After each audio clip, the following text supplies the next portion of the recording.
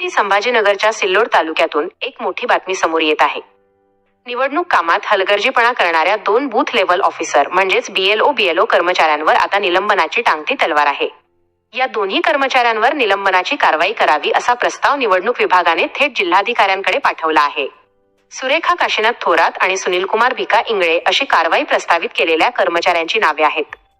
प्रशासनाने दिलेल्या माहितीनुसार मतदार यादी पुनरीक्षणाच्या अत्यंत महत्त्वाच्या मोहिमेदरम्यान या दोन्ही कर्मचाऱ्यांनी वरिष्ठांच्या आदेशांचे पालन केले नाही.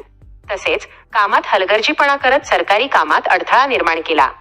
या गंभीर चुकीमुळे या दोघांविरोधात केवळ निलंबनाचा प्रस्तावच ठेवण्यात आलेला नाही, तर भारतीय न्याय संहिता आणि लोकप्रतिनिधित्व कायद्याअंतर्गत थेट गुन्हेही दाखल करण्यात आले आहेत.